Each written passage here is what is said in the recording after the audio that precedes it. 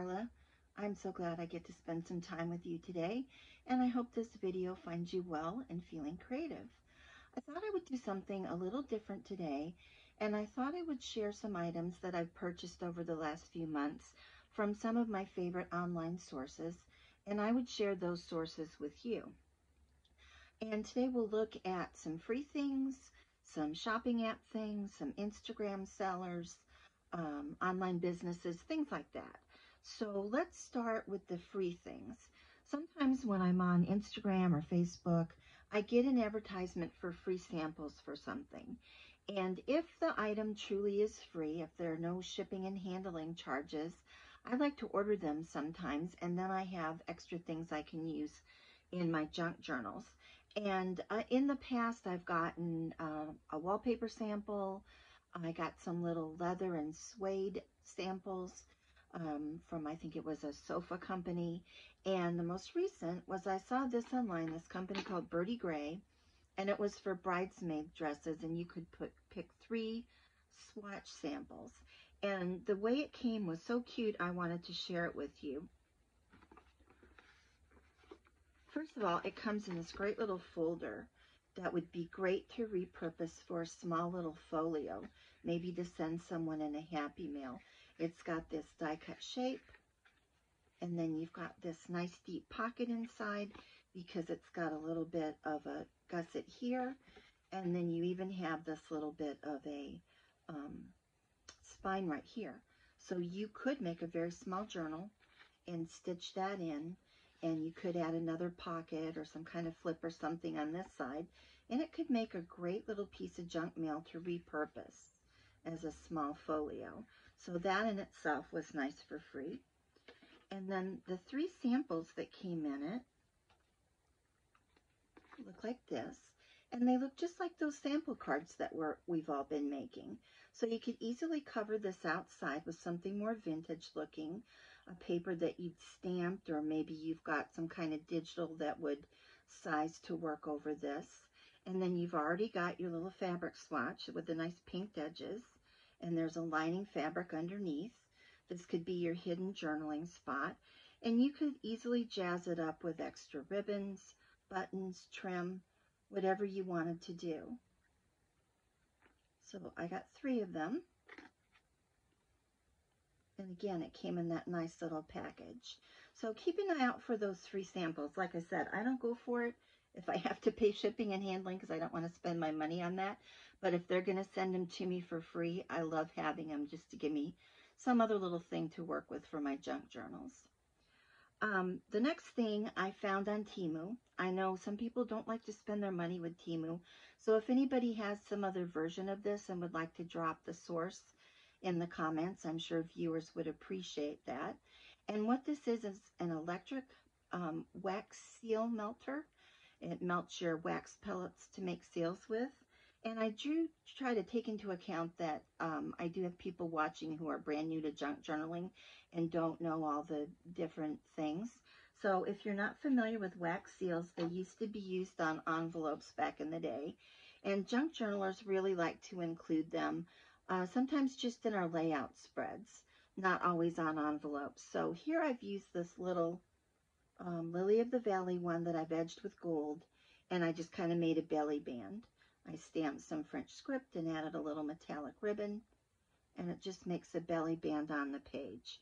Now, to melt the wax, I believe there are wax melt sticks you can use in a glue gun.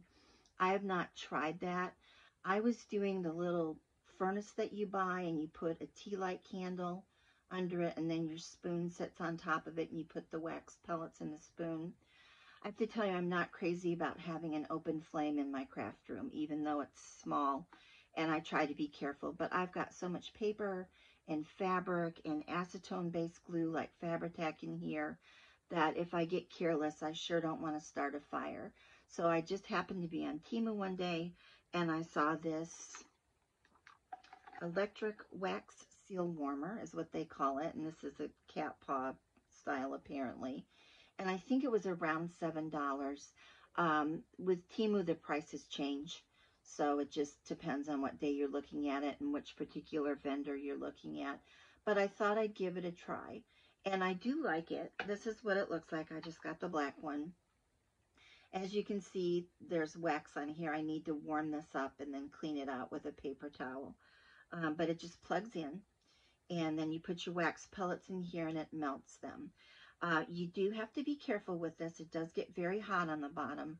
So to protect my desk, I use a glass trivet, which I just got at Dollar Tree. A lot of times the thrift stores will have random pieces of glass too that you can pick up. I just felt, I always would put my candle on that, and I just feel safer having this on that. I don't want to, you know, scorch the top of my desk because it does get pretty hot. But it worked really well, and I just feel like it's a safer alternative. You do have to be close enough to a plug to plug it in, but that was not a problem for me. So I thought I would just share that with you. And like I said, if you have another source for these, go ahead and drop that in the comments.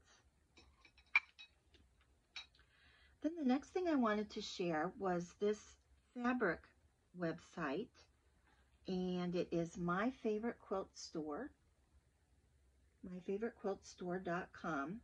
And again, I think I was on Instagram and I just happened to see an ad for some of their fabrics, and I absolutely fell in love with these two prints. So I ordered them, and it was good shipping and all of that. So I would work with them again. I'm not sponsored or affiliated in any way with them. I just enjoyed my purchases. So this one I absolutely love because it's your vintage ladies, and it looks like a sheet of stamps. And both of these fabrics were, let's see if I can get the name for you. They were Riley Blake designs. And this other one was called Sojournal. I'm not sure what the name on this one was. This also did come in on some other colorways, but I really like this sort of rusty red pink one. And they run about $13 a yard. You can buy a half yard, and that's what I did with this one. With the other one, with the Sojournal one, I believe there are 7 different ladies on here. And you can see they're kind of whimsical. The one has wings, or a couple of them, I guess, have wings. Let's see if I can spread this out and show you all the ladies. Whoops. Without hitting the light, that would be helpful. If you do want all of the ladies, you do need to get a yard to get that repeat.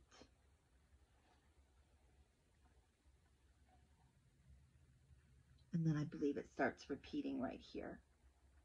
So what would that be? 1, 2, 3, 4, 5, 6, 7, 8, 9. I guess it's 9 ladies. But I just love the way that this looks with the little sewing, like there's snaps and a little circle around her head. Got the little bee. Her dress looks like newspaper print.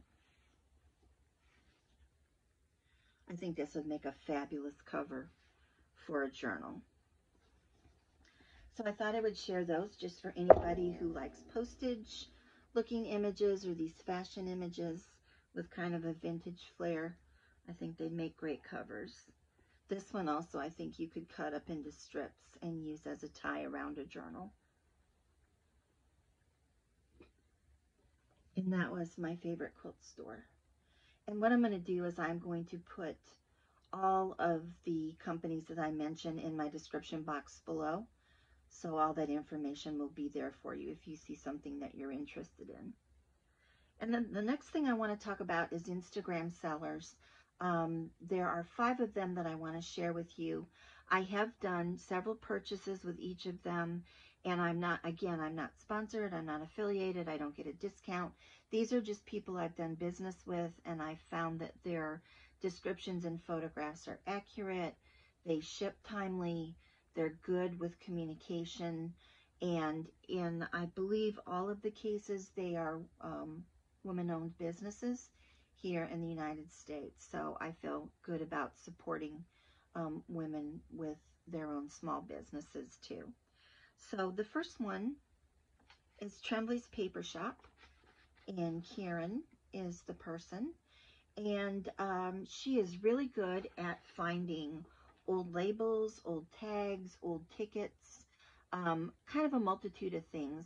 And she does also do some tweaking of reproductions, does some scanning and changing around of things. So she does sell some things that she has reproduced, but she's always very clear about when it's a reproduction. And I'll start with the reproduction. She's taken some blue labels and packaged them up, and she even offered different variations of whether you wanted it on sticker paper or 2 other kinds of paper. And she's got it all nicely packaged in this little glassine envelope. Nice tuck so we can reuse it, and just a nice assortment of labels in here with a very, very vintage look.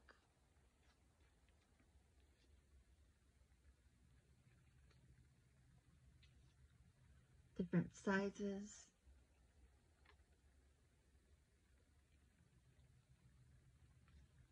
And I think that it was about $10. I think I got the full set of blue labels. I think there were, you could have a smaller random amount or the full set, and blue's just a favorite color of mine. I love the vintage look of these. A lot of them are blank, so you can stamp whatever you want on them, numbers or words, or leave them blank.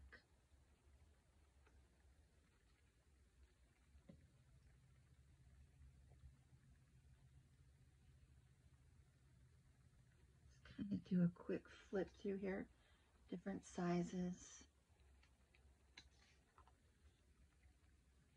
I'm flipping them all over the place, aren't I?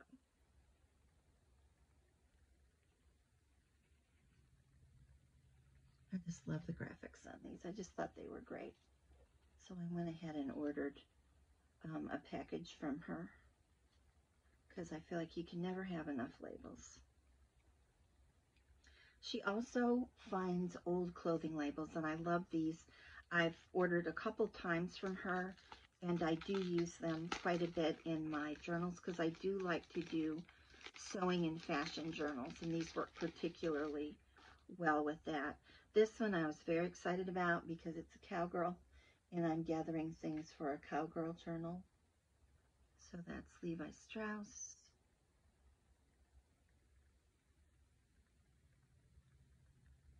I used to live near Rockford, Illinois, so I particularly like that one. And these are fabric. They're genuine old vintage labels. I've had several of these, and I've used them in a couple of different journals.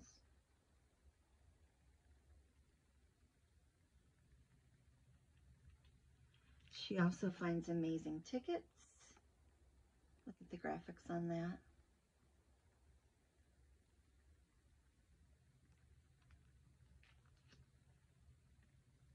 There's a little trade card.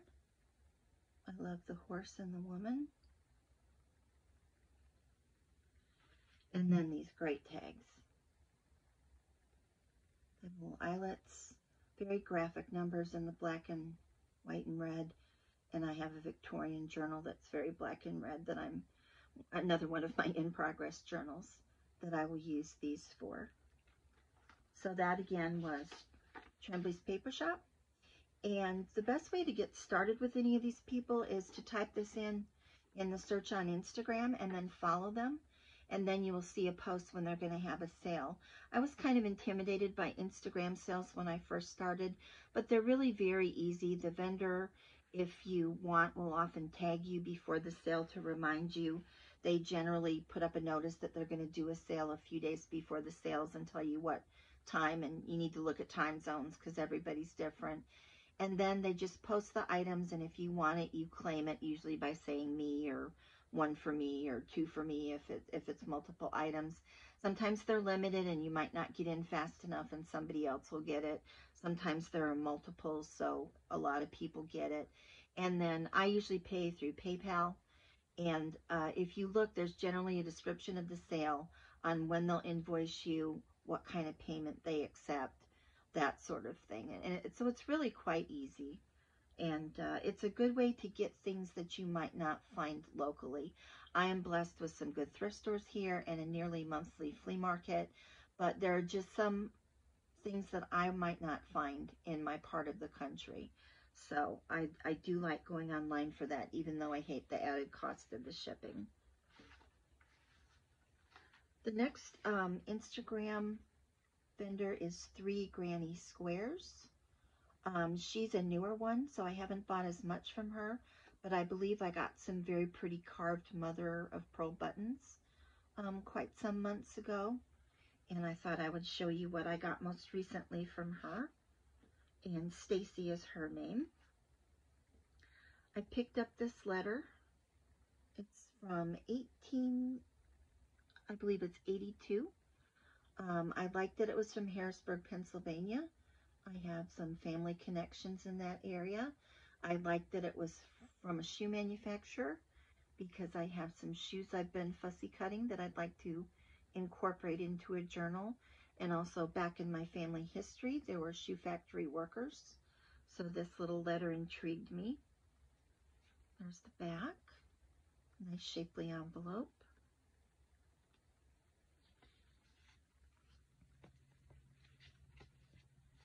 And here's the letter. It's on this beautiful shoe shop letterhead. Philadelphia, 1882. And it seems to be from a father to a son about selling some stocks or bonds. Beautiful handwriting.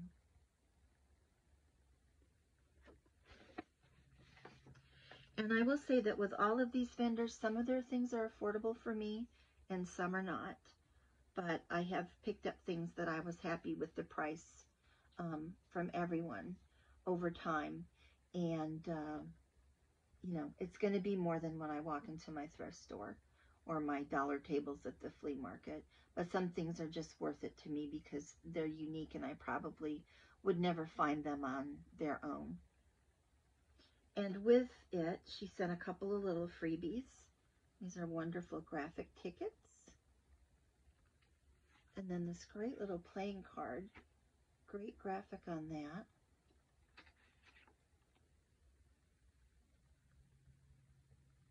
So again, that will be perfect in the Victorian journal I'm working on.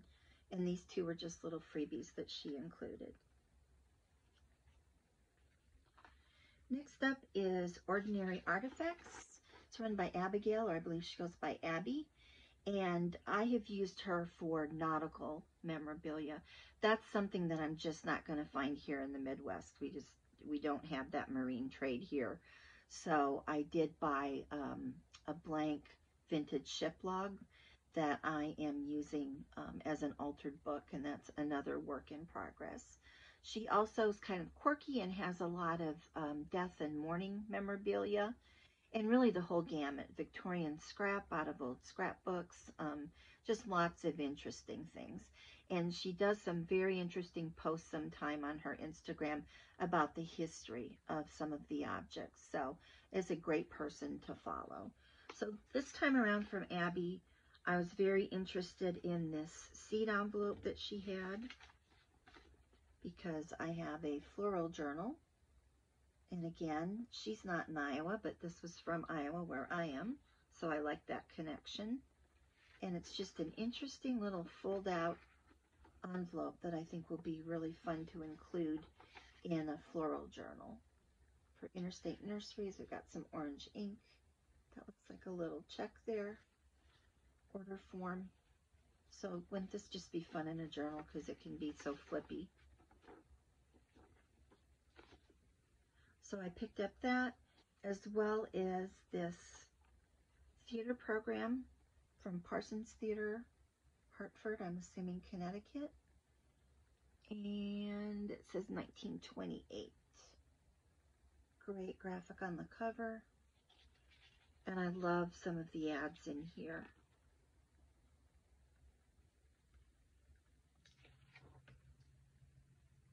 These are great for a fashion journal.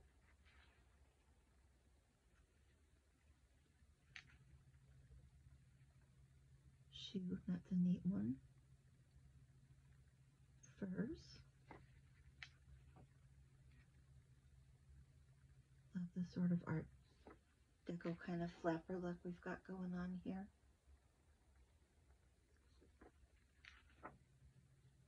This one really caught my eye because I wanted it for that floral journal. I also have some letterpress flower shop ads that I'll be including in that journal, and this will fit in really nicely.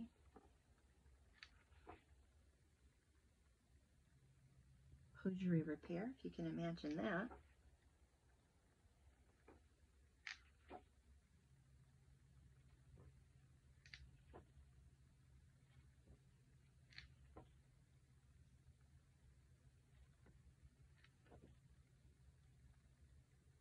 That's neat with the trunk.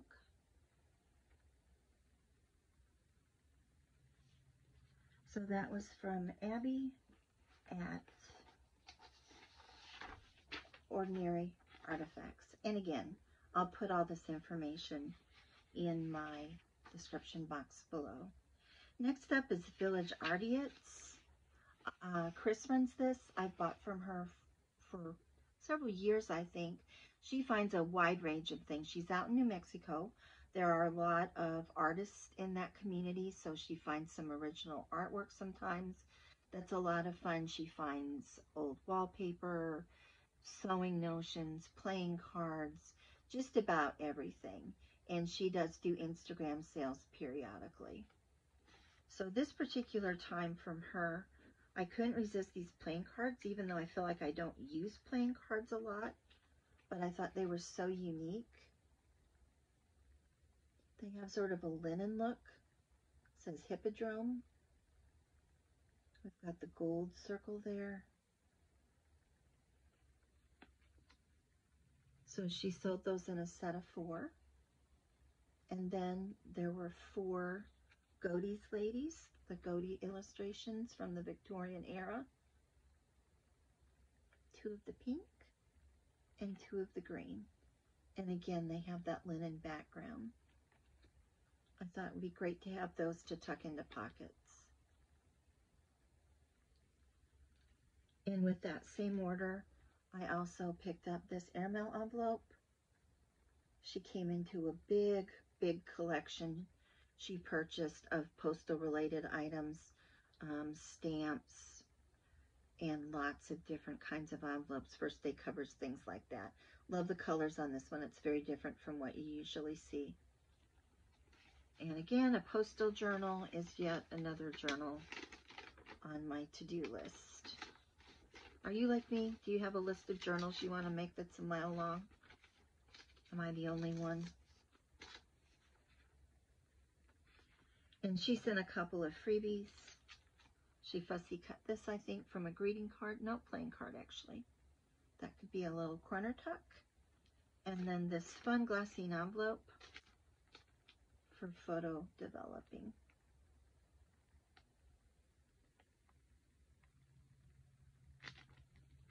So that was Chris at villageartiots.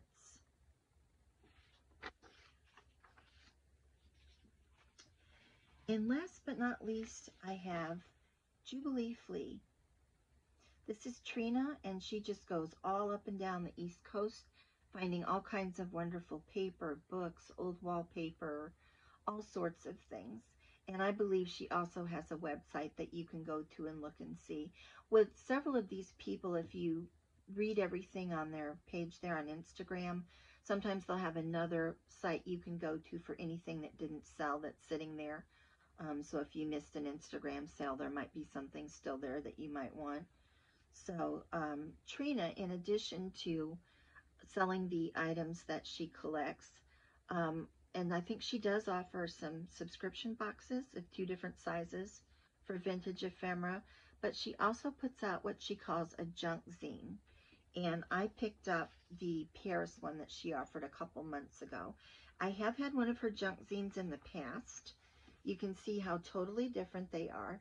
She picks a theme, and they're very unique to the theme. This was the fall one for October for 2021. And she's painted this cover and sketched tree trunks on there. And she bound it with some seam binding. There's her logo. And I just left the cover as is. I didn't do anything else to it. And this was just really fun to have a play. I was kind of stuck creatively, didn't really know what journal to start next. So it was fall, so I grabbed the fall one and just played with the fall theme just to kind of practice some different techniques and things. If you're brand new to junk journaling, this is a great way to get started if building your own journal intimidates you and you just want to work on the pages.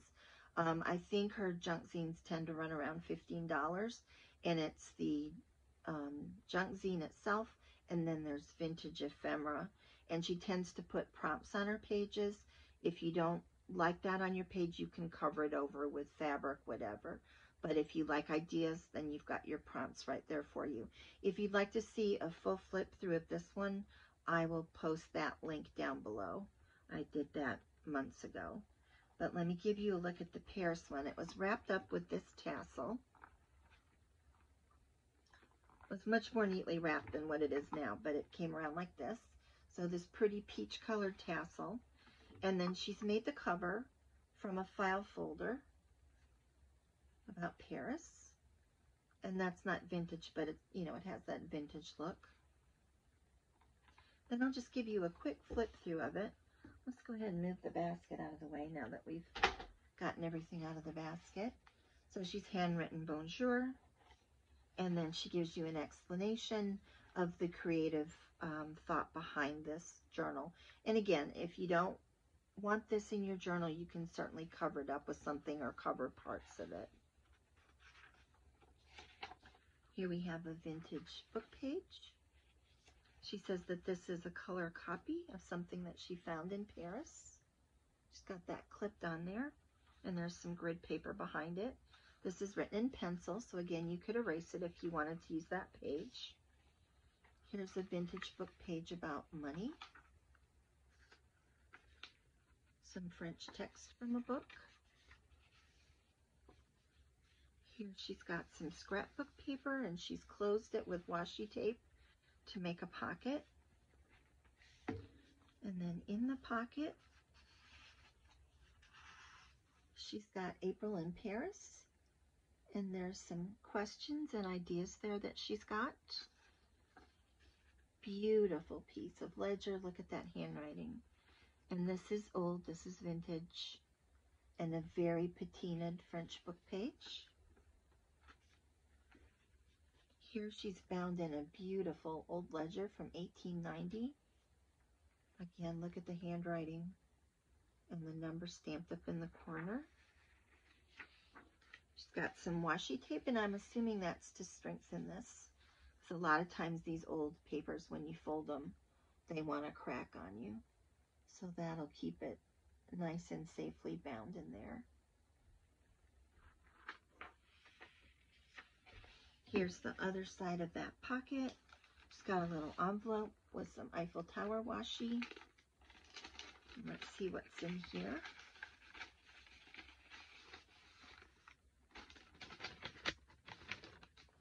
We have vintage wallpaper with some metallics. She's great at finding vintage wallpaper. Have some kind of little memo pad, it looks like.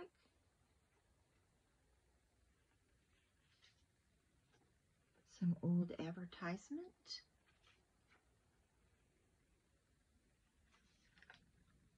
It's a beautiful blue label.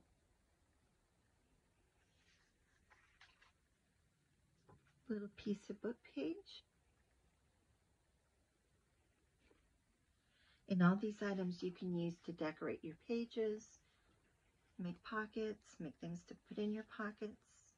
Here's a French flashcard. So you always do get some vintage ephemera with the journal. There's the back of the book page.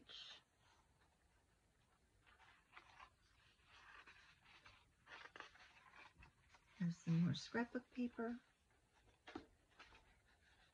Looks like some French grammar. The back of that colorful children's book page. Here she's got a prompt for you, and then goodbye till next time. And again, if you don't like this, you can make a pocket to go across here and tuck ephemera in the pocket.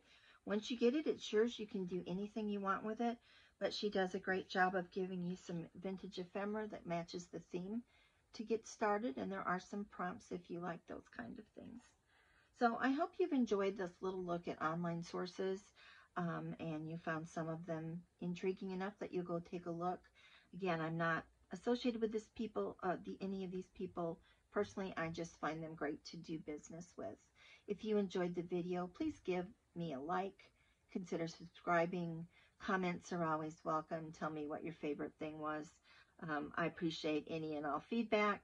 Well, maybe not any feedback, but I appreciate your feedback and you taking time to hang out with me for a little bit today. I'll see you again soon. Bye.